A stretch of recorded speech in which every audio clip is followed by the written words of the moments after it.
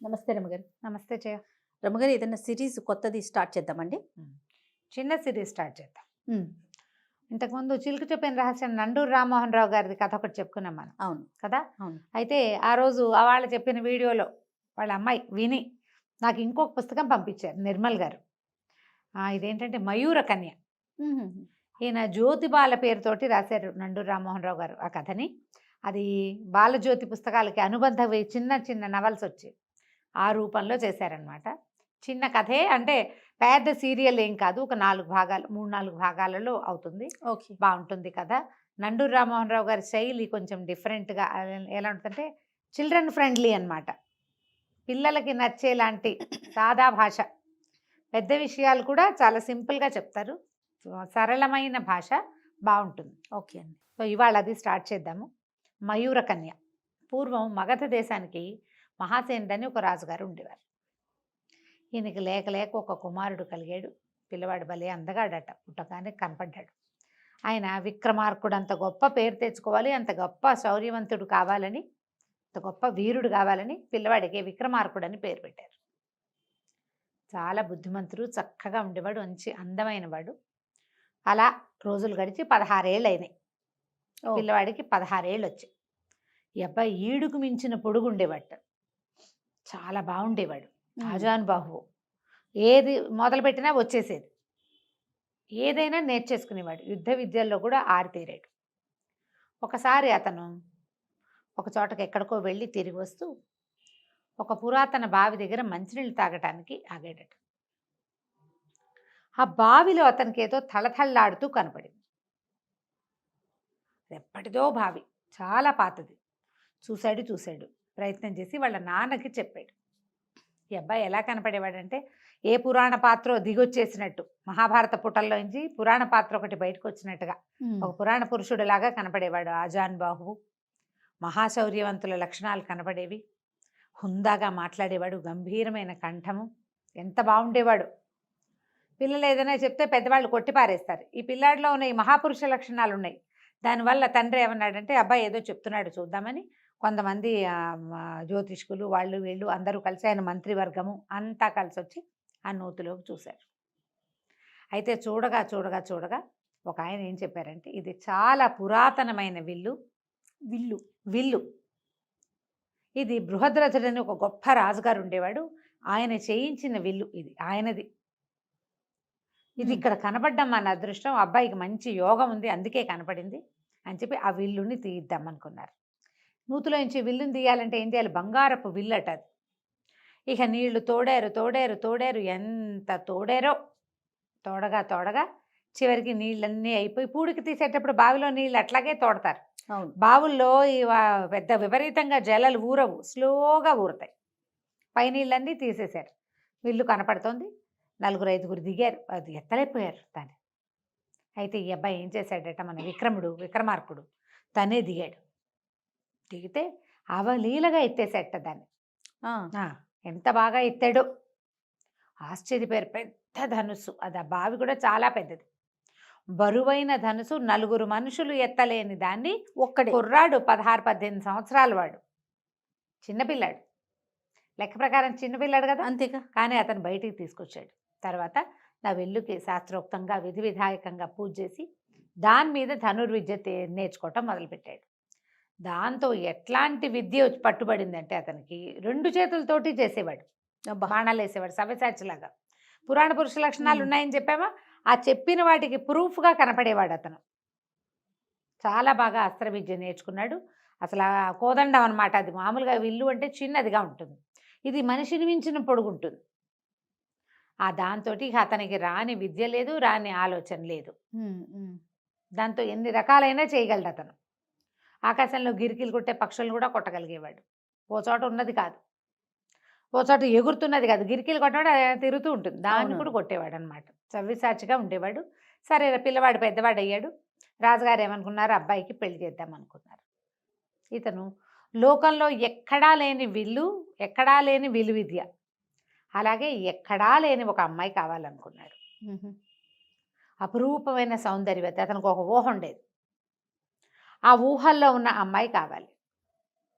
ఏవో ఫోటోలు పటాలు తెప్పించేవాళ్ళు, ఏమీ లేదు, ఎక్కేది కాదు అతనికి, లేదనేవాడు. అపురూపమైన అమ్మాయిని చేసుకోవాలి కోరిక. అతని ఉద్దేశం అది. మరి ఆ ఉద్దేశం ప్రకారం చేయాలంటే కుదరద్దు. మరి దేశ విదేశాల నుంచి ఫోటోలు వచ్చేవి, ఏముంది పటాలు వచ్చేవి. ఇప్పుడు ఫోటో అన్నప్పుడు పటం కదా, వచ్చినా అతను రిజెక్ట్ చేసేవాడు. అయితే ఏమైంది, మన వీళ్ళకి ఒక మంత్రి ఉన్నాడు, ఆయన పేరు అక్రముడు. ఆ అక్రముడు ఏమన్నాడంటే, మహారాజు మీ అమ్మాయి మన యువరాజు చెప్పేటువంటి అత్యద్భుత సౌందర్యవంతుల లక్షణాలని మా అమ్మాయికి ఉన్నాయి. మా ఇంట్లోనే పుట్టింది ఆ పిల్ల. మా అమ్మాయి మహాద్భుత సౌందర్యవతి, సంగీతానికి సరస్వతి, మామూలు కాదు. మా అమ్మాయి ఎంత అద్భుతమైన అమ్మాయి మా అమ్మాయే ఇంకా అన్నాడు. అని మా అమ్మాయిని చేసుకుందాం యువరాజుకి, చేసుకోండి అని అడిగాడు. అడిగితే రాజు అన్నాడు, దాందేముంది, అతను చెప్తున్నాడు ఇట్లాంటి మహాద్భుత సౌందర్యవతి, అవి అద్భుతమైన లక్షణాలు ఉన్న అమ్మాయి కావాలని, ఓ పని చేయండి, మీ పిల్లని మా వాడికి చూపించండి. ఆయన ఒప్పుకుంటే నాకేం అభ్యంతరం లేదు. మాకల్లా ఏమిటి, ఇంత అపురూపమైన పిల్లవాడికి వాడంత అనుకున్నటువంటి అనురూపమైన సౌందర్యవతి కావాలి అంతే అనేసరికల్లా సరే ఒకరోజు అమ్మాయిని పిలిచారు, చూపించేసరికల్లా పిల్లాడు పెద్ద విరిచాడు. ఏమిటని అడిగాడు రాజు. ఆ అమ్మాయి పేరు కృష్ణవేణి, పేరుకు తగ్గట్టుగా ఇంత బారెడు జడుంది, నల్లటి జుట్టు, అది తప్ప ఇంకా సౌందర్యం అనేది ఏం లేదు, మామూలుగా ఉంది, బాగానే ఉంది, కానీ నేను అనుకున్న సౌందర్యం ఈ అమ్మాయి కాదు, ఈ అమ్మాయి కాదన్నాడు. అక్రముడికి ఒళ్ళు మండిపోయింది. మీ పిల్ల అంత అందగతి కాదు అంటే ఒళ్ళు మండదు. ఆయనకి ఒళ్ళు మండిపోయింది. అదేంటి మహారాజా, మా అమ్మాయికి ఏం తక్కువ యువరాజా అన్నాడు. తక్కువ ఎక్కువ కాదు, నేను అనుకున్న సౌందర్యం కాదు అంటే ఈయనేమన్నాడు, మీరు అనుకున్న సౌందర్యవతులు కావాలంటే ఏ దేవలోకంలోనో ఎక్కడో ఉంటారన్నాడు. దేవలోకం వెళ్ళి తెచ్చుకుంటానన్నాడు ఈ అబ్బాయి. ఫిక్స్ అయ్యాడు దానికి. అంతే, నేను వెతికి తెచ్చుకుంటా, నాకు కావాల్సిన అమ్మాయి ఏ లోకంలో ఉన్నా సరే నేనే ప్రయత్నం చేసి నా దారిని నేను వెళ్ళి నేను వెతికి తెచ్చుకుంటా అనేసరికల్ ఇంకేమంటారు. எனக்கு చాలా కోపం వచ్చింది, కానీ ఇక ఏం చేయాలో తెలియలా, వీళ్ళంతా చూద్దామనిపించింది. ఆయన ఏమనుకున్నాడు, తన కూతుర్ని యువరాణిని చేస్తే రేపొద్దున మహారాణి అవుతుంది, రాజ్యం తమదైపోతుంది అనుకున్నాడు. అది కుదిరేలాగా కనబడాల. అతని కూతురు అందగతే కానీ ఈయన అనుకుంటున్నటువంటి మహాద్భుత సౌందర్య రాశి అయితే కాదు. సరే తండ్రి సరే ఒప్పుకున్నాడు. కొద్ది రోజులు సరేలే, దేశాటన కనుక చేసి వస్తే పిల్లవాడికి కూడా లోకం తెలుస్తుంది, రేపు మహారాజు కాబోతాడు అందుకని చెప్పి ఓ పంచకళ్యాణి గుర్రమెక్కి తన చక్కగా విల్లుని చంకన పెట్టుకుని, తన విల్లుందిగా తగిలించుకున్నాడు, ధనుర్బాణాలు ధరించి తల్లిదండ్రులకు చెప్పేసి బయలుదేరాడు యాత్రకి. వెళ్ళగా వెళ్ళగా వెళ్ళగా ఎక్కడికో వెళ్ళిన తర్వాత అతను ఎక్కడికి వెళ్ళాడు, వీళ్ళు ఉన్నదేమో మగధ, ఇది ఆరావళి పర్వతాల వైపుకి వెళ్ళాడు. ఎంతో ప్రయాణంలో చూస్తూనే ఉన్నాడు ప్రపంచం అంతా. ఈ ఆరావళి పర్వతాల దగ్గర ఎట్లా కనపడిందంటే అతనికి ఒక 10 మంది ఒక వ్యక్తి మీద దాడి చేస్తున్నారు. అతని చేతిలో ఒక కత్తి ఉంది, కత్తి తెగదిప్పుతున్నాడు, చాలా అంటే వీరుడు, అతను యుద్ధం చేస్తున్నాడు.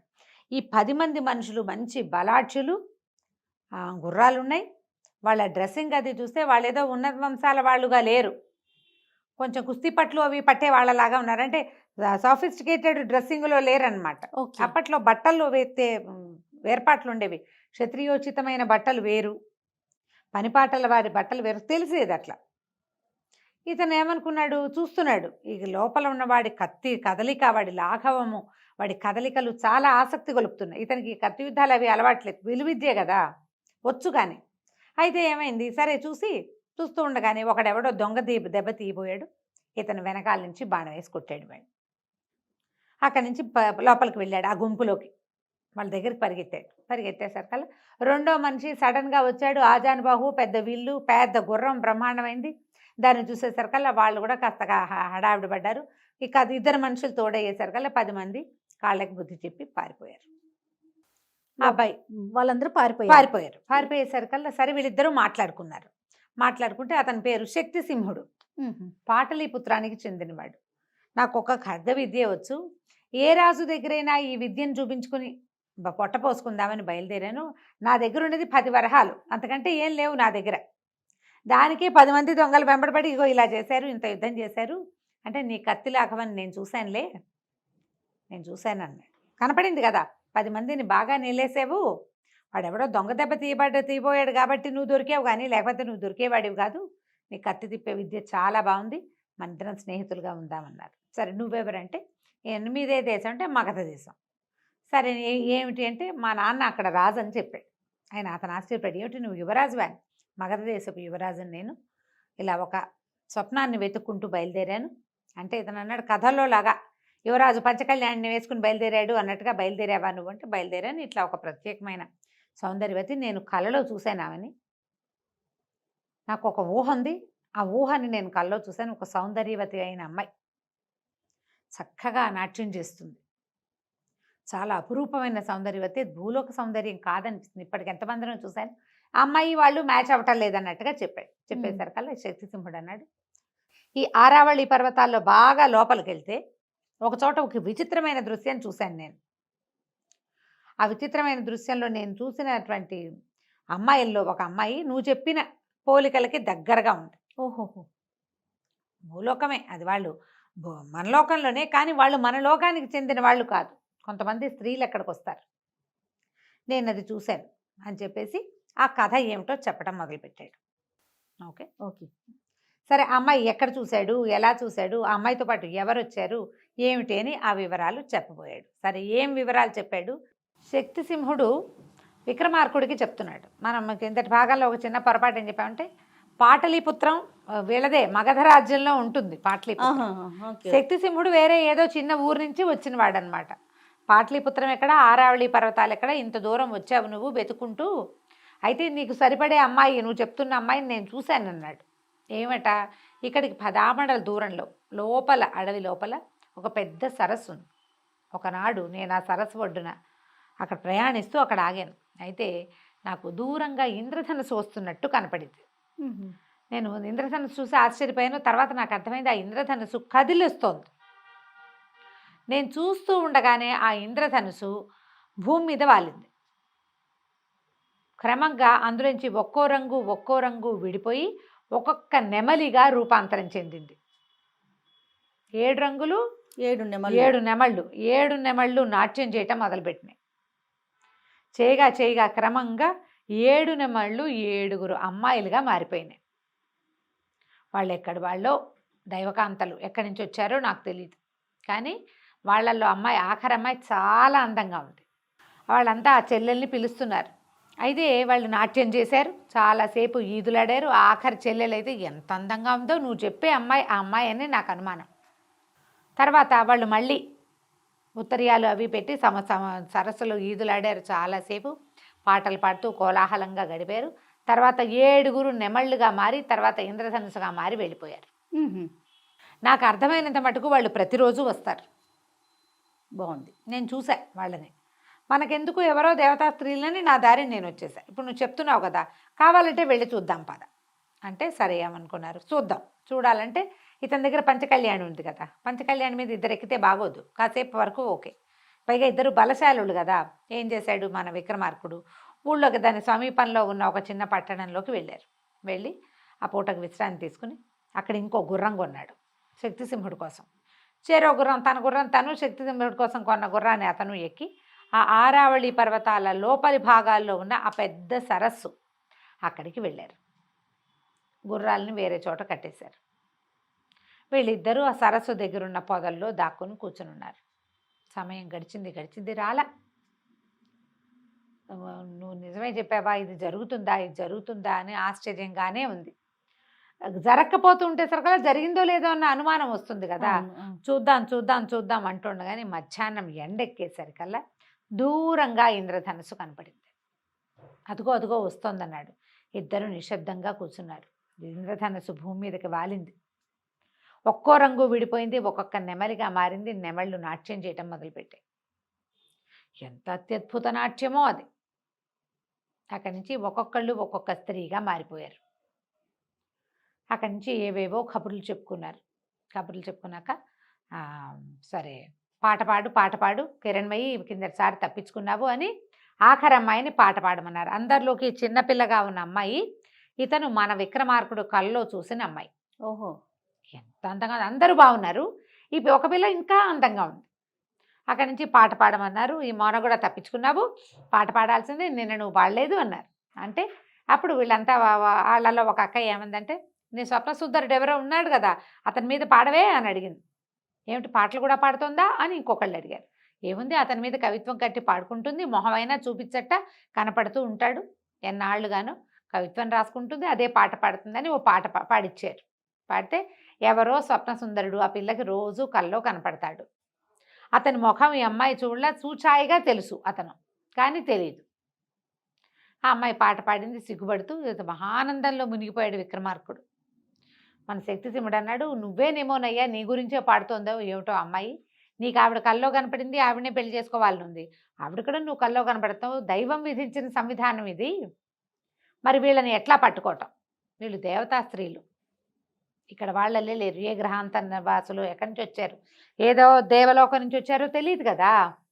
అంటే ఏమన్నాడు, అలా కాదు, వాళ్ళు ఇప్పుడు స్నానానికి వెళ్తారు, ఉత్తరీయాలు తీసి అక్కడ పెడతారు, ఆ ఉత్తరీయాల వల్లే వాళ్ళు నెమళ్ళుగా మారతారు.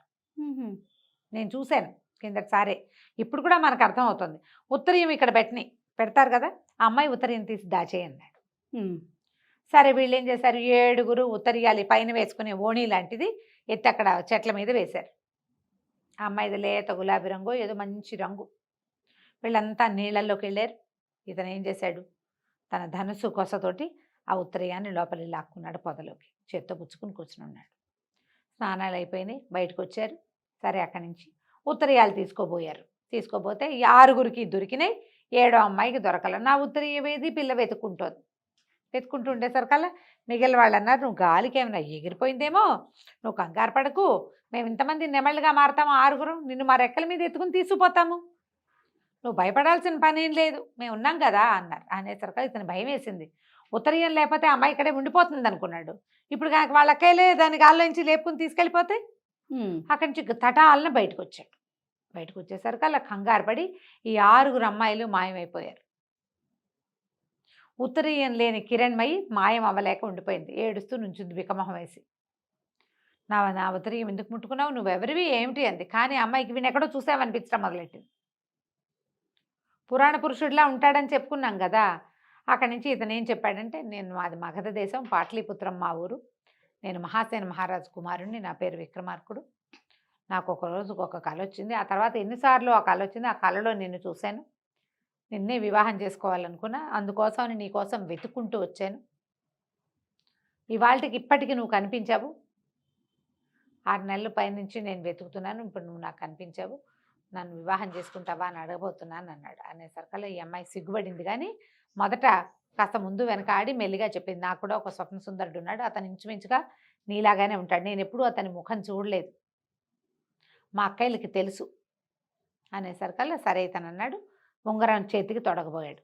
ఇదేమిటి అని అడిగింది. వివాహం మేము ఇట్లా వివాహం చేసుకుంటామంటే, మరి మా నాన్నకి చెప్పద్దా అంటే, మీ నాన్నకి చెప్పవలసిన పనే ఉంది, చెప్పక్కర్లేదు, గాంధర్వ వీధిని వివాహం చేసుకుందాం, మీరెవరు ఏమిటి అని అడిగాడు. ఆ అమ్మాయి, మేము యక్షకాంతని, నేను యక్షులు వీళ్ళు, ఇది ఎవరు, మన యారావళి పర్వతాలు, మానసరోవరాలు ఇవన్నీ దాటిన తర్వాత క్రౌంచ పర్వతం అని ఉంది, దాని తర్వాత యక్షులది అలకాపురి, కుమారస్వామి మా యొక్క ఇలవేల్పు, మా ఇలవేల్పు అయినటువంటి కుమారస్వామి దగ్గరికి మేము ఎప్పుడు దర్శనానికి వెళ్తాం, ఆయన దగ్గరుండే నెమలే మాకు ఈ నాట్యాన్ని నేర్పింది, ఆయన వాహనం కదా నెమలి. తర్వాత తనిచ్చినవే ఈ ఉత్తరీయాలే మాకు పింఛాలుగా మారతాయి అని చెప్పి, సరే వివాహం చేసుకుంటావా నన్ను అని అడిగాడు. ఈ అమ్మాయి కాస్త అటు ఇటుగా ఆలోచిస్తుంటే, వాళ్ళ అక్కయ్యలు ఈ పిల్ల ఏమైందో, వాడు ఎవడో వచ్చాడని మళ్ళీ వెనక్కి వచ్చేసరికి ఆ పిల్ల వాళ్ళ అక్కయ్యలకి చెప్పింది, ఈ అబ్బాయే ఇతనే నా కల్లోకి వచ్చేవాడు, ఇలా రాజకుమారుడు అని చెప్పి, నేను తను వివాహం చేసుకుంటాను, తనతో వెళ్ళిపోతాను, తండ్రి గారితో చెప్పండి, సెలవు. వాళ్ళు బాధపడ్డారు, చెల్లెలు తమతో రావట్లేదని. కానీ ఆమెకు కల్లో కనపడిన యువకుడినే మానవుడైనప్పటికీ అతన్ని అమ్మాయి పెళ్లి చేసుకోవటం, అతన్నే దైవంగా భావించటము, మొదలైన భావాలు వాళ్ళకి నచ్చినాయి. నిజానికి యక్షులు అట్లా ఒకళ్ళతోటే ఉండాలన్న సిద్ధాంతం ఉన్నవాళ్ళు కాదు, ఉండొచ్చు ఉండకపోవచ్చు. సరే యక్ష వివాహం అనుకుని ఉంగరం అమ్మాయి వేలికి పెట్టాడు. వీళ్ళు ఈ లోపల ఏమైంది, వాళ్ళు వెళ్ళిపోయేసరికి శక్తిసింహుడు బయటకు వచ్చాడు, తథాస్తు అనుకుంటూ వివాహానికి. భయపడింది అతను చూసి, నువ్వు భయపడద్దమ్మా, నీ భర్తకి స్నేహితుడిని. ఈ మధ్యలో అయితే ఇతను ఏమన్నాడు, మన విక్రమార్కుడు, నువ్వు కూడా ఉత్తరీయం తీసి అట్టు పెట్టుకుంటే నీకు కూడా ఒక దేవకాంత వస్తుందంటే, నాకు అసలు పెళ్లి మీదే ఆసక్తి లేదన్నాడు శక్తిసింహుడు. పెళ్లి చేసుకునే ఉద్దేశం లేదు, కత్తి యుద్ధం మీదే ఆసక్తి ఉంది నాకు అన్నాడు. సరే పద వెళ్ళిపోదామని చెప్పేసి వెనక్కి బయలుదేరి తీసుకొచ్చాడు. ఇతను ఏ కన్యని కల్లో చూశాడో ఆమెని కొంతకాలం తిరిగి ఆమెని ఆ మహాద్భుత సౌందర్యవతిని సాధించుకొచ్చాడు. ప్రజలంతా ఆశ్చర్యపోయారు కిరణ్మయి సౌందర్యం చూసి. తండ్రి ఆశ్చర్యపోయాడు. అక్రముడికి మాత్రమే ఒళ్ళు మండిపోయింది. చెప్పటం ఏమిటి, సాధించుకురావటం ఏమిటి, పిచ్చి కుళ్ళొచ్చేసింది. ఎలాగైనా సరే వీళ్ళు అంతు చూడాలనుకున్నాడు. అయితే రాజుగారు వివాహం తలపెట్టేసరికల్లా అక్రముడు అన్నాడు, ఆయన గాంధర్వీధిని వివాహం చేసుకొచ్చానని చెప్పాడు కదండి, ఇంకెందుకంటే అక్కడెక్కడో గంధర్వమో యక్షమో చేసుకుంటే ఎట్లా, ప్రజలందరూ చూడొద్దు యువరాజు వివాహం అని బాగా గ్రాండ్గా పెళ్లి ఏర్పాట్లు అవి చేశారు. ఈ పెళ్లి ఏర్పాట్లలో ఈ అక్రముడు ఏం చేశాడు, వీళ్ళకి అవతలున్న కళింగ రాజుతోటి మాట్లాడి మేము పెళ్లి హడావిడిలో ఉంటాము, మేము ఎట్లాగూ నువ్వు రాజ్యాన్ని ఆక్రమించు, మా వాళ్ళు యుద్ధంలో ఓడిపోతారు, మా రాజ్యాన్ని నీకు కట్టబెడతాను, మా పిల్లని నువ్వు పెళ్లి చేసుకో, ఇలాంటి ఒక వడంబడికతోటి ఆ కళింగ రాజుకి వీళ్ళ తాలూకు ఆనుపానులు అందించేశాడు. వీళ్ళేమో పెళ్లి హడావిడిలో ఉన్నారు. మామూలు మన ఇంట్లో పెళ్ళి అయితేనే మనకు 4 రోజుల హడావిడి, రాజుగారి పెళ్ళికి ఇంకా గందరగోళంగా ఉంటుంది కదా. ఈ గోలలో ఉన్నారు. రాజుగారు ఏమనుకున్నాడంటే యక్షల దగ్గర వివాహం చేసుకున్నాడు, ఇక్కడ మనం కూడా వివాహం చేద్దామని గ్రాండ్గా వివాహం తలపెట్టారు. అయితే తన కూతుర్ని యువరాజుకి ఇచ్చి పెళ్లి చేయాలనుకున్న మంత్రి అక్రముడికి మాత్రం చాలా ఒళ్ళు మండిపోయింది. సహించలేనట్టుగా ఉంది. నా కూతురు ఎక్కాల్సిన రాజ్యం ఈయన ఓవర్ యాక్షన్ తోటి ఎక్కడి నుంచో వెళ్ళి ఎక్కడి నుంచో ఎవతనో తీసుకొచ్చేసాడు, ఎలాగైనా ఇది చెడగొట్టేయాలి, నా కూతురు అనుభవించిన రాజ్యం కూడా ఉండకూడదు అనుకున్నాడు. ఇలాంటి స్వార్థపరులు ఎప్పుడూ కనిపిస్తారు. అతను ఏం చేశాడంటే వీళ్ళ రాజ్యానికి కొంత దూరంలో అవతలగా ఉన్న కోసల రాజ్యాధిపతి అయిన కుటిలవర్మతోటి మాట్లాడాడు. ఈ కుటిలవర్మకి ఎప్పటి నుంచో ఈ మగధ మీదకి రావాలని ఉంది. ఈ మగధ ఏంటంటే మంచి సస్యశ్యామలమైన సుభిక్షమైన రాజ్యం.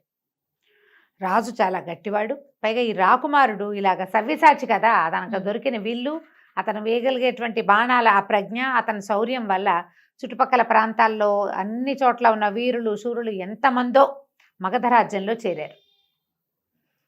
సుభిక్షమైంది. దీని మీదకి అతను దండెత్తాలని అనుకుంటూ దానికోసమని వేల కొద్దీ సైన్యాన్ని ఏర్పరచుకుంటున్నాడు. సరైన సమయం కోసం చూస్తున్నాడు. అదే సమయంలో ఈ అక్రముడు ఏం చేశాడంటే అతనికి తనకు ఒక నమ్మిన బంటు ద్వారా వార్త పంపించాడు. విక్రమార్కుడు యక్షకన్యను తెచ్చాడు, వివాహపు ఏర్పాట్లలో ఉన్నారు, మరి మాగధులంతా కూడా వివాహపు గోల్లోనే ఉన్నారు, ఈ సమయంలో గనక మీరు దండెత్తితే రెడీగా ఉండరు, యుద్ధానికి సన్నద్ధం కావాలి కదా, రెడీగా ఉండరు, ఈ సమయంలో అయితే మీరు మగధని జయించగలుగుతారు అని మగధ రాజ్యపు ఆనుపానులు అప్పచెప్పేశాడు. కుటిలవర్మ మొదలుపెట్టేశాడు. అక్కడి నుంచి చుట్టుపక్కల రాజ్యాలంటే వాళ్ళు ఉన్న వైపు నుంచి వాళ్ళు జ్వరపడాలంటే చిన్న చిన్న జానపదాలని వాటిని దాటి కదా రావాలి. ఈ జనపదాలని దాటేటప్పుడు ఏంటంటే ఆ ఊళ్ళల్లో కూడా రాకుమారుడి పెళ్ళని అన్ని చోట్ల ఉత్సవాలు జరుగుతున్నాయి, అన్ని ఊళ్ళకి పిలుపులు వచ్చినాయి, అన్ని ఊళ్ళ నుంచి జనం కొంతమంది వెళ్ళారు. ఇక్కడ ఉన్న వాళ్ళు కూడా చక్కగా ఇల్లు అన్నీ అలంకరించుకుని రాజుగారు పంపించినటువంటి కానుకలు ఇంటింటికి వస్తే మరి చాలా అద్భుతమైన విషయం కదా. వీళ్ళంతా పెళ్లి ఏర్పాట్లలో పెళ్లి వార్తలు తెలుసుకోవడం కోసం ఉత్సాహంగా ఇవాళ ఏం ప్రోగ్రాము, రేపు ఏం ప్రోగ్రాము, ఏ రాజులు వచ్చారు, ఎవరు రాలేదు, ఈ గందరగోళంలో ఉండి ఎవరు అస్త్రము ధోరణే లేదు. వాడు చొచ్చుకు రావటం మొదలుపెట్టాడు. సరిగ్గా మగధ మీదకి వచ్చేసాడని, కొన్ని జానపదాలని అతను పట్టేశాడని, తర్వాత ఏమో ఏమంటారు దాన్ని, ఊళ్ళోకి ప్రవేశించడానికి దగ్గరకు వచ్చేస్తున్నాడని వార్త ఎప్పుడు వచ్చింది, వివాహపు రోజే వచ్చింది. ఓహో, గొల్లు మనిపోయారు ప్రజలు. అందిన కాడికి ఆయుధాలు పట్టుకుని సైన్యం సమాయత్తం చేసుకున్నాడు. విక్రమార్కుడు పెళ్లి పీటల మీద నుంచే లేచి వెళ్ళిపోయాడు. వివాహం అవలా, పెళ్ళి ఇంకా జరగాలి. ఇకేం చేస్తాడు, తండ్రి చాలా బాధపడ్డాడు. అయ్యో నాయన, నేను వృద్ధుడైపోయాను, ఈ యుద్ధాన్ని నేను ఎదుర్కోలేను, పెళ్లి మండపం నుంచే నిన్ను లేవదీయవలసి వస్తుందని చాలా బాధపడ్డాడు. కానీ సైనికులు సైన్యము అందరూ కూడా తయారైపోయారు. వీళ్ళంతా మహాప్రతాపవంతులు, ఇతని గురించి తెలిసి వచ్చిన వాళ్ళే ఎక్కువ మంది ఉన్నారు. వీళ్ళు వెళ్ళిపోయారు యుద్ధానికి.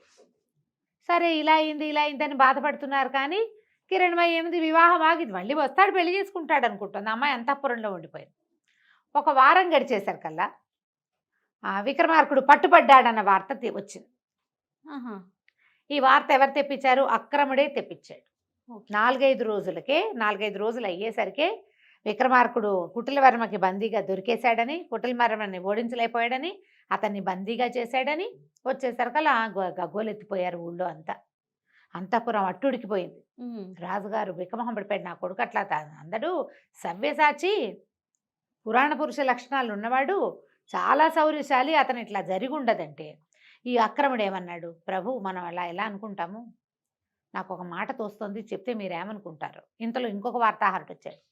రాకుమారుడు బందీ అయిపోయాడు, కుటిలవర్మ ముందుకు వచ్చేస్తున్నారు, కోసల రాజ్యం సైన్యం మగధ మీదకి, పాట్లిపుత్రం మీదకి వచ్చేస్తోందని రెండో వార్త వచ్చింది. రాజుగారు హతాశుడైపోయాడు, నమ్మేశాడు. ఈ అక్రముడు అన్నాడు, నేను ముందు నుంచి చెప్తూనే ఉన్నాను, అతి కోరికలు ఉండకూడదు, శుభ్రంగా మా అమ్మాయిని పెళ్లి చేసుకోమంటే వినలేదు. ఆ అమ్మాయిని ఎవరినో తెచ్చాడు, ఆమె యక్షినో కామినో భూతమో మనకు తెలీదు.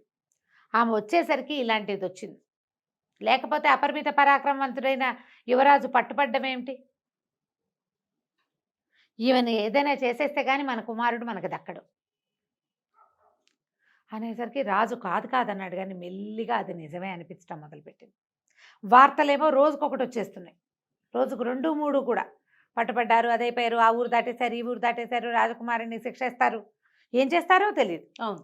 దాంతో ఈయన ఒక ఎక్సైట్మెంట్కి లోనైపోయాడు. ఏమంటే యాంగ్జైటీ వచ్చేసింది, ఈ అమ్మాయిని పంపేయాలి. ఏం చేయాలంటే వీళ్ళు ఏమన్నారు, కామిని విగ్రహాలని వాటిని ఏం చేయాలి, సజీవ దహనం చేయాలి. ఒక గ్రహాన్ని వదిలించుకోవాలంటే ఏం చేయాలి, అంతే, దహనమే. అక్కడి నుంచి కిరణ్మయ్యని పిలిచారు. నీ వల్ల రాజకుమారుడు పట్టుపడ్డాడు అనేసరికి అమ్మాయి కాదు అట్లా జరుగుండదు, అతను చాలా అరివీర భయంకరుడు, కొంచెం సమయం ఇవ్వండి, కాస్త నిదానం మీద తెలుస్తుంది అని అమ్మాయి చెప్పినా రాజు ఇంకా ఒప్పుకోలే. ఇప్పుడు తన కుమారుడు ఏమైపోతాడన్న దీంతో ఈ అమాయకపు పిల్లని ఇట్లా పాడు చేసేస్తున్నామని అనుకోలేదు ఆయన. అనుకోక పెద్దగా మంటలు అవి చేసి ఏర్పాటు చేసి, అగ్నిగుండం ఏర్పాటు చేసి, గుండంలోకి నీ అంతటి నువ్వు స్వచ్ఛందంగా వెళ్ళిపో అని చెప్పి ఆ అమ్మాయిని అగ్నిగుండం దగ్గరికి పెట్టేశారు, తీసుకొచ్చేసారు. ఇక అమ్మాయి ఏం చేస్తుంది, దుఃఖం, ఏం చేయాలో తెలీదు, అవమానం. నీ వల్లే రాకుమారుడు పట్టుబడ్డాడని అంతఃపురం అందరూ అసహించుకుంటున్నారు, మాటలు అవే పుట్టేస్తాయి కదా. అంతే. అక్కడి నుంచి అక్రముడు తన మాట చెల్లింది, తను అనుకున్న కోరిక నెరవేరిందన్న సంతోషంతో నీ ఆఖరి కోరిక ఏమిటో చెప్పమన్నాడు. అనేసరికి అమ్మాయింది, నాకు నాట్యం అంటే చాలా ఇష్టం కదా, నన్ను నాట్యం చేయనివ్వండి, నాట్యం చేశాక నేనే అగ్నికి ఆహుతైపోతానని. సరే, అందుకేముంది, సరేనన్నారు. అగ్నిగుండం చుట్టూతా నాట్యం చేయటం మొదలుపెట్టింది. క్రమంగా ఆ అమ్మాయికి రెక్కలు వచ్చేసినాయి, నెమలిగా మారిపోయింది. ఇంద్రధనుసులో రంగులన్నీ ఒకే చోట ఉన్నట్టుగా కనపడుతుంది, పూర్తిగా నెమల్లాగా మారిపోయింది, రంగులుగా కనబడుతుంది. ప్రజలంతా చూస్తూనే ఉన్నారు, రాజు మంత్రి కూడా చూస్తున్నారు, అంతఃపురం అంతా నోరు తెరిచి చూస్తూ ఉండగా ఈ అమ్మాయి నెమలిగా మారిపోయి ఆకాశంలోకి ఎగిరిపోయింది. దూరంగా ఒక ఇంద్రధనుసు కనపడింది కాసేపు, తర్వాత ఇంకా అది కూడా కనిపించలే. కళ్ళ నీళ్ళు పెట్టుకుంటూ అమ్మాయి ఇంకేమీ చేయలేక వెళ్ళిపోయింది. తనకు జరిగిన అవమానానికి, తర్వాత ఏమో ఈ అన్యాయానికి బాధపడుతూ ఎగిరి వెళ్ళిపోయింది. వెళ్ళిపోగానే ప్రజలంతా హాహాకారాలు చేశారు, కానీ యక్షమాయ మరణించకుండా అమ్మాయి యక్షకన్యగా మారిపోయి వెళ్ళిపోయింది అంతే. ఆక్రముడు అన్నాడు, చూసారా మహారాజా, నేను చెప్పాను కదా ముందే అని రాజును నమ్మించాడు. ఇంకా కుమారుడి వార్తల కోసం చూస్తుంటే ఇంతలో ఏమైంది, అక్రముడికే వార్త వచ్చింది. మంత్రులకు కదా వార్తలు వచ్చేవి, ఏంటంటే కోసల రాజు పట్టుబడ్డాడు, కుటిలవర్మని మన రాకుమారుడే పట్టేసుకున్నాడు, కోసల సైన్యం అంతా మన వశమైపోయింది అని వార్త వచ్చేసరికి నిర్ఘాంతపోయాడు. అమ్మో, ఏదో జరిగిపోయింది, ఇప్పుడు ఇక్కడే ఉంటే, అతను వెనక్కి తిరిగి వచ్చాడంటే విక్రమార్కుడు నాకు శిరచ్ఛేదం తప్పదు, అంతే, నా పగ ఎలాగూ తీరిపోయింది. ఏ అమ్మాయిని తీసుకొచ్చాడో ఆ అమ్మాయిని వెళ్ళగొట్టిచ్చేసాం అని చెప్పి రాత్రికి రాత్రి కుటుంబంతో సహా దేశం దాటి పారిపోయాడు. రెండో రోజు సాయంత్రానికి వార్త వచ్చింది, రాకుమారుడు వచ్చేస్తున్నాడు, కోసల రాజును పట్టుకున్నారు. మరి అతనితోటి సంధి అంటే ఇక అతనే వడంబడ్డాడు. అతన్ని కేవలం రాజప్రతినిధిగా చేసి అతన్ని బతికించి ఉంచారు. రాజ్యం మందైపోయింది, బతికించి మాత్రం ఉంచారు, ఖైదు చేయకుండా వదిలిపెట్టారని, అతని రాజచిహ్నాలన్నీ తీసేసుకున్నారని వార్తలు వచ్చినాయి. రాజు ఏమనుకున్నాడంటే ఆ అమ్మాయిని తను అట్లా చేయటం వల్లే ఈ పిల్లాడు వెనక్కి వచ్చాడు అనుకున్నాడు. ఆయనకు అట్లా అర్థమైంది. కానీ క్రమంగా ఒక్కో రోజు గడుస్తుంటే వస్తున్న వార్తలు ఏంటంటే అసలు విక్రమార్కుడు ఏ దశలోనూ ఓడిపోలే, ఏ దశలోనూ ఓడలా. అతను ప్రతి చోట కోసల రాజును అణుస్తూనే వెళ్ళాడు. కోసల రాజు దగ్గరికి అతని సైన్యాన్నంతా అణుచుకుంటూ వెళ్ళి చివరికి కుటిలవర్మని పట్టేసుకున్నాడు. మరి ఎక్కడా ఓడిపోయినప్పుడు ఓడిపోయాడు, పట్టుబడ్డాడు వార్తలు ఎలా వచ్చినాయి, ఇది ఎలా జరిగిందో కనుక్కుందామని ఇతని కోసం ప్రయత్నం చేస్తే ఇక కబురు చేశాడు అక్రముడిని రమ్మని. ఎక్కడున్నాడు అక్రముడేడి పారిపోయాడు. అప్పుడు రాజుకు జరిగిన మోసం అర్థమైంది, ఆ అమ్మాయి మీద పగతో అతనే ఏదో చేసుంటాడు అని. అక్కడి నుంచి తనకి వార్తలు తెచ్చారు కదా, వార్తాహరులని ఒక్కొక్కళ్ళని విచారించేసరికల్లా ఈయనిపిచ్చిన వార్తలే అవి అని తెలుసు. ఏమీ చేయలేక రాకుమారుడు వస్తే ఏం అడుగుతాడో, ఇలా చేశానని చెప్పడానికని సిగ్గిలిపోతూ తండ్రి బిగపట్టుకుని ఉన్నాడు. ఆ రాజ్యాన్ని జయించుకుని కళ్యాణానికి మళ్ళీ కదలొచ్చాడు పెళ్లి కొడుకు. మరి పెళ్లి చేసుకుందాం అనుకున్నాడు. తీరా వచ్చేసేసరికల్లా ఏమైంది, తండ్రి ఏమో సంతోషించాడు, కానీ నాయన ఒక అన్యాయం చేశాను, నా వల్ల ఈ పొరపాటు అయిపోయిందని చెప్పేసరికి కిరణ్మయి అంటూ స్పృహ తప్పిపడిపోయాడు రాకుమారుడు. అయ్యో అసలు ఏమీ జరగలేదు, నేను ఎక్కడా ఓడిపోలేదు, ఏది ఆ పొరపాటే జరగల, ఇలా ఎందుకు అయిందంటే అక్రముడు చేసిన కుట్ర తెలిసింది. ఇప్పుడు ఆ అమ్మాయిని తెచ్చుకోవటం ఎట్లా, నేను ఎలా బతికుండను అని ఏడుస్తూ ఉండిపోయాడు. శక్తిసింహుడు అన్నాడు, ఇంత బాధపడద్దు, మనం ఎక్కడ అమ్మాయిని చూసామో అక్కడ వెళ్ళు, అక్కడికి వెళ్ళంటే ఆ అమ్మాయి ఇంకా ఎక్కడ ఎందుకుంటుంది, ఇంత అవమానపడ్డాక మళ్ళీ భూలోకానికి వస్తుందా, వాళ్ళ అక్కయ్యలు మాత్రం వస్తారా, వాళ్ళు భూలోకంలోకి రాబట్టే కదా ఇలాంటి అవమానం జరిగింది అమ్మాయికి పాపం. చాలా బాధపడ్డాడు. కానీ శక్తిసింహుడు మాత్రం ఓదార్చాడు, కాదు వెళ్ళు, వాళ్ళు రాకపోతే అక్కడి నుంచి ఇంకా కొంచెం ముందుకెళ్తే ఒక సిద్ధాశ్రమం ఉంది, అక్కడ ఒక మహానుభావుడు ఉన్నాడు, ఆయన నీకు ఏదైనా తప్పకుండా సహాయం చేస్తాడు, బయలుదేరి వెళ్ళమన్నాడు. ఆరావళి పర్వతాల దగ్గర ఎక్కడైతే మనం చూసామో అక్కడికి వెళ్ళిపో. సరే శక్తిసింహుడిని కూడా రమ్మన్నాడు. అతను ఒప్పుకోవాలి, వద్దు వద్దు, ఇప్పుడు కోసల రాజ్యం వాళ్ళని చేసాం, మనం అణిచేసాం అల్లర్లని, ఇప్పుడు నువ్వు నేను ఇద్దరు లేకపోతే వాళ్ళు మళ్ళీ వెనక్కి వస్తే నేను వచ్చి చేసేదేం లేదు, ఆ అలకాపురికో ఇంకో యక్షపర్వతానికో వెళ్ళవలసిన వాడేవి నువ్వు, నీ దారి నువ్వు వెళ్ళు, నేను ఈ రాజ్యాన్ని కాపలా ఉంటానని శక్తిసింహుడు ఉండిపోయాడు. ఓకే. అక్కడి నుంచి మన రాకుమారుడు విక్రమార్కుడు బయలుదేరి ఆరావళి పర్వతాలు చేరుకున్నాడు. ఎక్కడైతే తను మొదట వీళ్ళని చూశాడో ఇంద్రధనుసు రూపంలో, అక్కడ 1-2 రోజులు కాపలా ఉన్నాడు. దొరకలేదు, రాలా ఎవ్వరు. సరే ఏం చేశాడు, అక్కడి నుంచి ఆ సిద్ధాశ్రమం వైపుకి వెళ్ళాడు గుర్రం వేసుకుని. వెళ్ళేసరికల్లా అక్కడ ఒక ఆయన సిద్ధుడు, చాలా మహాతపసంపన్నుడిలాగా ఒక ఆయన కనిపిస్తే ఇతను నమస్కారం చేశాడు. ఎవరినైనా ఏమిటి అని కనుక్కుంటే ఇతను ఏమన్నాడంటే ఈ కథ అంతా చెప్పాడు.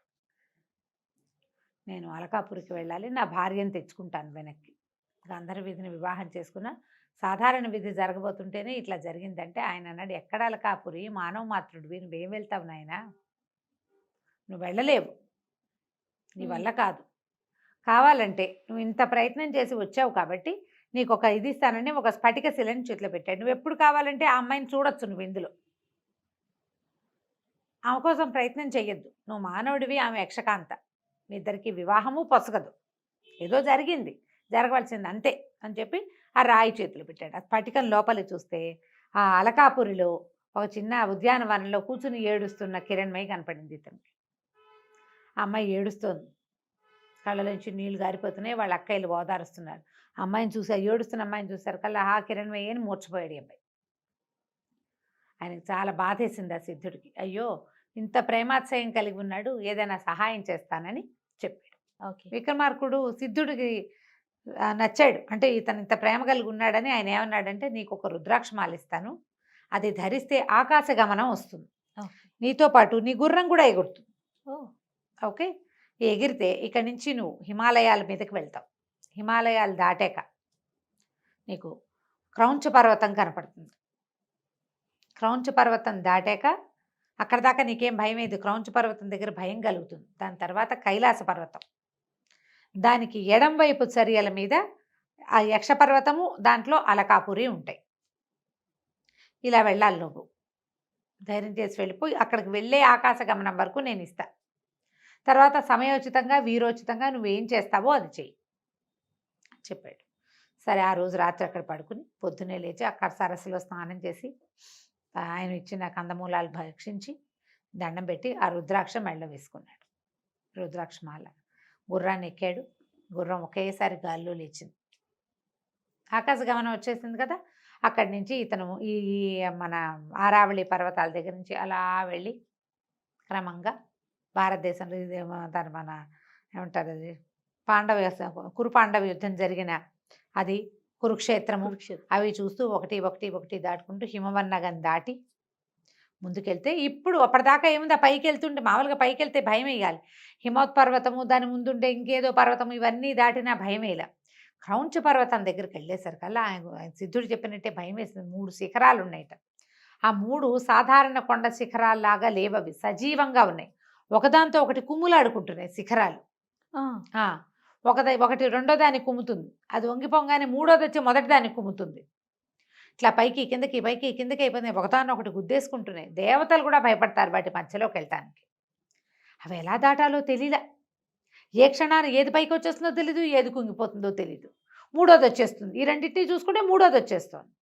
అప్పుడు వీరోచితమైన ఆలోచన ఒకటి చేశాడు. ఒకేసారి తన ధనుసుకి 3 బాణాలు సంధించి 3 బాణాలని 3 శిఖరాలకి తగిలేలాగా కొట్టాడు. దెబ్బకి కుంగంగానే గుర్రాన్ని నదిలించి దాటేశాడు. దాటేస్తే కైలాస పర్వతం దాటాడు. పరమేశ్వరుడికి పైనుంచే నమస్కారం చేసుకున్నాడు. యక్ష పర్వతం కనపడింది. అక్కడి నుంచి అలకాపురి ఎంత బాగుందో, అక్కడ ఎంత బంగారం ఉందో. ఇల్లు అది కుబేరుడిది కదా అలకాపురి అనేసరికల్లా ఆ నగరం మొత్తం అంతా బంగారుమయం, బంగారంతో చేసిన ఇళ్ళు, వాకిళ్ళు. అసలు ఎన్ని రకాల కట్టడాలు, ఎంత బంగారమో, ఎలా మెరిసిపోతోందో అది. చాలా చాలా చాలా బాగుంది. అక్కడి నుంచి ఒక సరోవరం ఉంది, పెద్ద పెద్ద సరోవరాలు, ఒక పెద్ద ఉద్యానవనం, చైత్ర రథం అట దాని పేరు. అందులో ఒక పెద్ద సరస్సు ఉంది. కిరణ్మయి మొదట కలిసినప్పుడు చెప్పింది, మీకు మానస సరోవరం ఉంది కదా, మీరు ఇక్కడికి ఎందుకు వస్తారు అంటే, మాకు కూడా చైత్రరథంలో పెద్ద సరస్సు ఉంది, దాంట్లో బంగారు హంసలు తిరుగుతూ ఉంటాయి. హంసలకి నెమళ్ళకి వైరం. మేము నాట్యం చేస్తాం, ఈ నెమళ్ళుగా మారుతాం, వాటికి పడదు. అందుకని మేము అక్కడ కాకుండా భూలోకానికి వస్తున్నాం, మా నాట్యానికి అడ్డం లేకుండా ఉండటం కోసం అని చెప్తుంది. అది ఇప్పుడు చూస్తాడనమాట. బంగారు తామర పువ్వులు, ఈ హంసలు ఆ తామర తోళ్ళని కొరికి తింటున్నాయి. పువ్వులు ఇట్లా బంగారు రంగు పువ్వులు, కింద చక్కటి నీరు పీల్చడానికి తామర తూళ్ళు ఉంటే తామర తూళ్ళని తింటాయి. చాలా విశేషంగా ఉంది. అతను అక్కడే కూర్చున్నాడు. ఈ అమ్మాయిని ఎట్లా కలుసుకోవాలా అని. ఇంతలో కొంతమంది ఆడపిల్లలు నీళ్లు తీసుకెళ్ళటానికి కడవలతో, బంగారు కడవలు, ఇక అంతా బంగారమే, వచ్చారు. వచ్చేసరికల్లా వాళ్ళల్లో ఒక అమ్మాయి కొంచెం నిదానంగా నడుస్తుంటే, ఆ అమ్మాయిని మంచినీళ్ళు ఇవ్వవా అని అడిగాడు. అడిగేసరికల్లా అంత చెరువు ఉంటే నేను నీళ్ళు ఇవ్వాలా నీకు అని. అంటే చెరువులో నీళ్ళు ఉన్నాయిలే, నీ అంత అందమైన అమ్మాయి చేత్తో నీళ్ళు తాగితే బాగుంటుందని నీకు నీళ్ళు తాగడం, నీళ్ళు పోయమన్నాడు. కడవతో నీళ్ళు పోస్తుంటే ఆ అమ్మాయి అప్పుడు పరిశీలించింది, ఇతను ఎంత సమున్నతాకారుడు, ఎంత తేజస్శాలి, ఎంత సౌందర్యవంతుడు, మీరెవరు, ఎక్కడి నుంచి వచ్చారు అని అడిగింది. వైకుంఠం నుంచి వచ్చిన ప్రద్యుమ్నులా, లేకపోతే స్వర్గం నుంచి వచ్చిన నలకూబర్లా, ఎవరు అని అడిగింది. అడిగేసరికల్లా అన్నాడు, నేను ఎవరిని కాదు, మానవ మాత్రుణ్ణి. ఇక్కడ ఏమిటి సందడి, ఏం జరుగుతోంది అంటే, మా ఇంట్లో మా రాజుగారి ఆఖరమ్మాయి పెళ్ళికి కావలసిన నీళ్లు తీసుకెళ్ళటానికి మేమంతా వచ్చామంతే. రాజుగారి అమ్మాయి ఎవరు ఏమిటి అని అడిగే లోపల ఆఖరమ్మాయి కిరణ్మయి, చంద్రుడి కిరణాలు రాసిపోసినట్టు ఉంటుంది ఆ అమ్మాయి పెళ్ళని అనగానే తను నిర్ఘాంతపడి, కిరణ్మయికి పెళ్ళా అని ఆశ్చర్యపోయాడు. ఆమె ఎవరో మానవ మాత్రుడిని ప్రేమించిందని తండ్రి అసలు రానివ్వలేదు. నువ్వు బాగున్నావు, నువ్వు అందంగా ఉన్నావు, నీ పేరెంతో బాగుంది అనగానే ఇలా రహస్యాలు చెప్పేస్తారు ఆడపిల్లలు. చూడండి ఎన్ని మొత్తం చెప్పేసింది. మా రాజుగారికి 7 కూతుళ్ళు, 6 అమ్మాయిలకి పెళ్ళిళ్ళు అయిపోయినాయి. ఆఖరమ్మాయి పెళ్ళి, ఈ అమ్మాయి ఒక మానవుడిని ప్రేమించింది. అప్పుడు ఆ అమ్మాయికి స్ట్రైక్ అయింది. అయితే ఆ మానవుడివి నువ్వే కాబోలు, విక్రమార్కుడివి కాదు నువ్వు అని అడిగింది. అడిగేసరికల్లా అతను అవునన్నాడు. అవునంటే మా ఎంతో ఏడుస్తోంది, మరి వరుడు ఎవరన్నాడు. వరుడు మా రాజుగారి మంత్రికి కుమారుడు, చిత్రసేనుడో ఏదో అతని పేరు. చాలా బలవంతంగా ఒప్పించాడు. ఆ అమ్మాయికి ఆయన పెళ్ళిని ఆయన ఒప్పుకోలేదు. గాంధర్వ వివాహాన్ని, మానవమాత్రుడిని ప్రేమించి అక్కడ ఉండిపోయిందని అసలు లోపలికే రానివ్వలేదు. పైగా అమ్మాయి నువ్వు లేని సమయంలో చాలా అవమానపడి వచ్చింది దుఃఖంతో. అక్కయ్యలు చాలా బతిమలాడితే మళ్ళీ వివాహం చేసుకుంటానని ఒప్పుకున్నాకే లోపలికి రానిచ్చాడు. వేరే దారి లేక ఒప్పుకుంది. కంటికి కడివేడు నీళ్లతోటి ఏడుస్తూ ఉంది. ఆ అమ్మాయి నేను కల్లో కనపడింది, అతను నేను వరించాను, ఆయన ఉండగా నాకే అవమానం జరగలేదు అని చెప్పినా కూడా తండ్రి ఒప్పుకోలేదు, నీతో పెళ్ళికి ఒప్పుకోడు అంటే ఇతను ఏమన్నాడు, సరే నేనేదో చేసుకోగలిగే ప్రయత్నం చేసుకుంటా అనే ఉంగరం తీసి చేతిలో పెట్టాడు. ఈ ఉంగరం ఇవ్వు అని. దాని మీద ధనుస్సు బొమ్మ ఉంటుంది, తండ్రి గుర్తు, అతని రాజముద్ర. ఇంతలో ఏమైంది, ఇక్కడ ఎవరో ముందెళ్ళిపోయారుగా ఆడపిల్లలు కొంతమంది, ఎవరో మానవుడు ఉన్నాడు సరస్సు దగ్గర చైత్రరథంలో అని కబురు వెళ్ళిపోయింది. సైనికులు వచ్చేసారు. ఎవడు మానవుడు ఏడని ఇతన్ని పట్టేసుకున్నారు. ఈ లోపల ఈ ఉంగరం చూసుకుంది ఆ పిల్ల.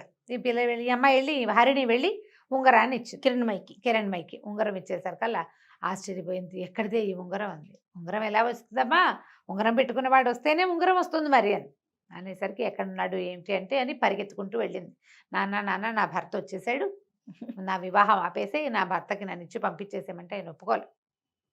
మానవుడు వాడు ఎట్లా వస్తాడు అంటే, కాదు అతను చాలా పరాక్రమశాలి తేజశాలి అంటే ఒప్పుకోలేదు. కానీ వాడి సంగతి చూస్తాను, వాడిని చంపేస్తానన్నాడు.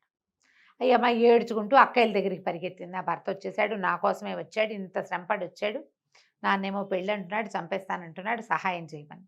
అక్కయ్యల 6 పరిగెత్తుకొచ్చారు తండ్రి దగ్గరికి. అతను చాలా పరాక్రమవంతుడు, చాలా ప్రత్యేకమైన విల్లుంది, సవ్యచాచిలాగా బాణాలు వేస్తాడంటారు, మేము చూసాము అతన్ని, మనిషి చాలా బాగున్నాడు, కావాలంటే ఏదైనా పరీక్ష పెట్టు, నువ్వు ఒక పెళ్లి కొడుకుని చూసావు, అదొక పెళ్లి కొడుకుని చూసుకుంది, ఇద్దరికి పరీక్ష పెట్టండి, ఎవరు మంచివాళ్ళు ఎవరు ఉత్తములు అని తేలితే వాళ్ళకే ఏదైనా, ఎవడ పరాక్రమశాలి అయితే వాడికి ఇవ్వాలి అంతే అనేసరికి సరే ఒప్పుకున్నాడు. అక్కడి నుంచి సరే యక్షులంతా ప్రేక్షకులు అయ్యారు. వీళ్ళిద్దరికీ పరీక్షలు పెట్టారు. పరీక్ష పెట్టడానికి అతను ఏమనుకున్నాడు, ఆ చిత్రసేనుడో ఏమో వాడి పేరు, చిత్రరథుడు కాబోలు అవతలవాడు అంటే రెండో పెళ్లి కొడుకు. అతను ఏముంది, నేను యక్షుణ్ణి వీడిని మానవుని జయించడం సులువు కదా, చేస్తానన్నాడు. 3 పరీక్షలు పెడతామన్నారు. ఎవరు ఎక్కువ ఎత్తుకి బాణం వేయగలుగుతారో చూద్దామనుకున్నారు. ఈ అబ్బాయి దగ్గర ఉన్నదే ధనుస్సు, అతనికి ఉన్నదే విలువిద్య. సరే చిత్రరథుడు ఇతను ఇద్దరు కలిసి ఆకాశంలోకి బాణ ప్రయోగం చేశారు. చిత్రరథుడు వేసింది కొంత మటుకు వెళ్ళి పడిపోయింది, ఎత్తు కనపడుతోంది. ఇతను వేసిన బాణం ఎంత పైకి వెళ్ళిందంటే, ఈ అబ్బాయి బాణం పడిపోయినా అతనిది పైకి వెళ్తూనే ఉంది, విక్రమార్కుడిది పైకి వెళ్తుంటే ఆకాశంలో ఒక గరుడు పక్షి తిరుగుతోంది, అది ఆ బాణాన్ని నోట ఖర్చుకుని తీసుకుపోయింది. బాణం కింద కూడా రాల, పైకే వెళ్ళిపోయింది. జనం అంతా చప్పట్లు కొట్టారు, కానీ ఆయన ఒప్పుకోవాలి. అదేతో పక్షి పట్టుకెళ్ళిపోయింది కాబట్టి ఇది కుదరదు, ఇంకో 2 పరీక్షలు ఉన్నాయి చూద్దామన్నారు. ఈసారి ఇక్కడ ఉద్యానవనం ఉంది కదా చిత్రరథం, అక్కడ చూశారనమాట. అక్కడ ఏం చేశారు, ఖర్జూరపు చెట్లు ఉన్నాయట, 10 వరుసగా ఉన్నాయి. వీటిలలో ఎక్కువ వృక్షాలని పడగొట్టేవాడు సాటి లేని విలుకాడు. ఇద్దరు చెరుకో పక్కన వేశారు, నుంచున్నారు.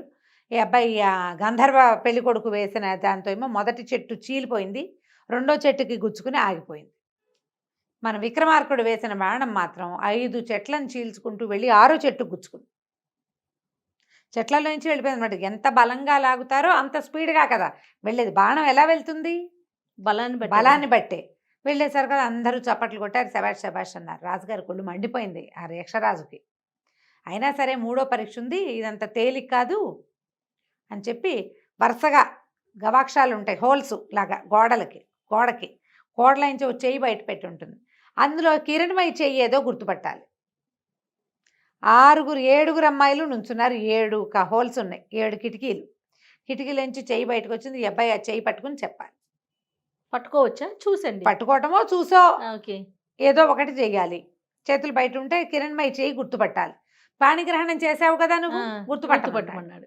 మొదటి పెళ్లి కొడుకు వచ్చాడు, 3వ చెయ్యిని ఇదే అన్నాడు, కాదు అది 3వ అమ్మాయిది అయ్యింది, కుదరలేదు. ఊరికే అంటే ఫ్లూక్గా చేయవలసిందే. కాకపోతే ఇతను మాత్రం ఒక్కో చెయ్యి చూసుకుంటూ వెళ్ళాడు. మధ్యలో కిరణ్మయి చెయ్యి గుర్తుపట్టాడు. ఆ చేతి మధ్యవేలికి తన బాణం గుర్తున్న ఉంగరం ఉంది, తందే ఉంగరం. సమయస్ఫూర్తితో ఆ అమ్మాయి ఆ ఉంగరం పెట్టుకుని అతనికి సహాయం చేసింది. ఇందులో ఇతని ప్రజ్ఞ కాదు, జస్ట్ ప్రెజెన్స్ ఆఫ్ మైండ్ ఉంది అంతే. అన్ని చేతులు ఒకేలా ఉంటాయి, ఒకే వయసు ఉన్న ఆడపిల్లల చేతులు ఒకలానే ఉంటాయి, అందరికీ కంకణాలు ఉంటాయి, ఉంగరాలు ఉంటాయి, గోళ్ళకి రంగులు అవి ఉంటాయి. సమయస్ఫూర్తి ఆ ఉంగరాన్ని చూసుకున్నాడు అంతే. గుర్తుపట్టేసరికల్లా ప్రజలంతా సంతోషించారు. అమ్మాయి ఎవరి మీద మనసు పడిందో అతను సరైన వాడు, అది కదా కావాలి. అమ్మాయిలు మనసులో ఏమిటి పడుతూనే ఉంటారు ప్రతి వాళ్ళ మీద, చాలామంది మీద మనసు పడతారు ఆడపిల్లలు. ఆ క్షణానికి ఎవరు నచ్చితే వాళ్ళే. అవతల వాడు దానికి తగిన కెపాసిటీ పిల్లని రక్షించగలిగేవాడు కావాలి కదా. సరే రాజు చాలా సంతోషించి ఆ యక్షరాజు కిరణ్మయిని ఇచ్చి విక్రమార్కుడికి వివాహం చేసేసాడు. కొంతకాలం అక్కడ గడిపిన తర్వాత బోల్డంత సంపదతోటి, తర్వాత ఈ యక్షలోకంలో ఉండేటువంటి అనేక రకాల వింతలు విడ్డూరాలతో కూడినటువంటి పెద్ద విమానంతో ఈ అబ్బాయి ఆ గుర్రం ఎక్కి తన భార్యను కూడా తనతో పాటు ఎక్కించుకుని భూలోకానికి తీసుకొచ్చేసుకున్నాడు. చాలా కాలం పాటు మయూరకన్యతోటి భూలోకాన్ని పరిపాలిస్తూ హాయిగా సంతోషంగా ఉన్నాడు. కథ కంచికి మనం ఇంటికి. సూపర్. నమస్తే. నమస్తే.